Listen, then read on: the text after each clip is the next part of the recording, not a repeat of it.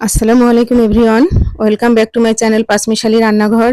আজ আমি আপনাদের সঙ্গে শেয়ার করব বাটা মাছ বেগুনের মজার একটা রেসিপি। তো চলুন বন্ধুরা দেখে নেন। এই যে প্রথমে আমি বাটা মাছ ভালো করে ধুয়ে নিয়ে এর মধ্যে হলুদ, লবণ, মরিচের গুঁড়া মাখিয়ে নিয়েছি, নিয়ে একটু এটা 10 মিনিট রেস্ট দিয়েছি। আর এখানে কিছু বেগুন কেটে নিয়েছি এভাবে, এটা দিয়েই রান্না হবে।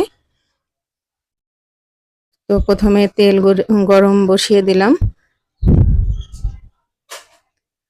তেলটা গরম হয়ে গেলে তখন আমি এক এক করে মাছগুলা ছড়িয়ে দিব। মাছটা একটু আমি হালকা ভেজে নিব।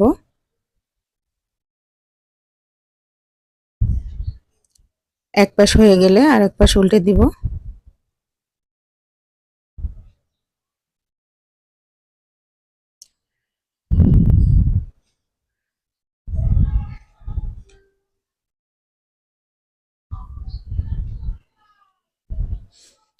মাছ ভাজা হয়ে গেছে, তুলে রেখে এখন ওই তেলের মধ্যে আরেকটু তেল অ্যাড করলাম, করে এখানে পেঁয়াজ, কাঁচামরিচ ব্লেন্ড করে দিয়ে দিলাম।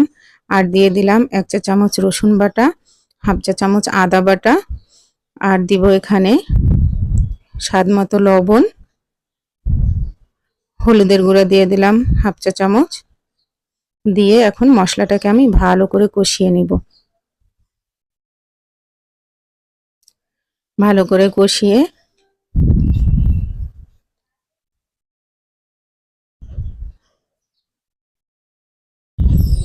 মশলাটা কষানো হয়ে গেলে এর মধ্যে এখন বেগুন দিয়ে একটু কষিয়ে নিব। বেগুনটা মশলার মধ্যে ভালো করে একটু নেড়ে চেড়ে তারপরে এখন আমি এটা ঢাকা দিয়ে রাখবো।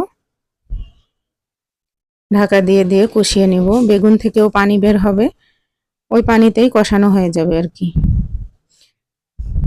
আমি অবশ্য বেগুন সবসময় কষাই না, কিন্তু আজকে একটু কষিয়ে নিলাম।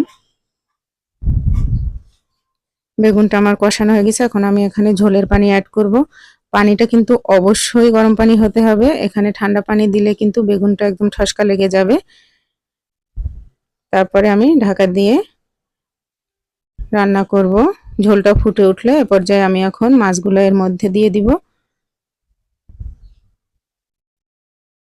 দিয়ে আবার ঢাকা দিয়ে রান্না করব যতক্ষণ না আমার তরকারিটা প্রপারলি হয়ে যাচ্ছে, ততক্ষণ ঢাকা দিয়ে রান্না করব।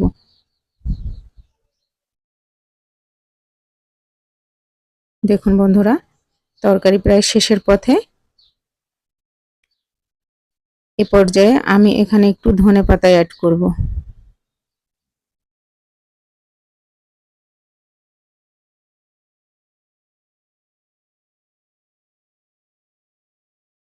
তো আমার রেসিপিটা অলমোস্ট ডান।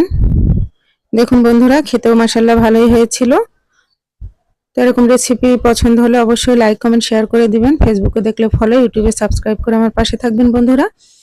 তো আজকের মতো এখানেই। আল্লাহ হাফেজ। আসসালামু আলাইকুম।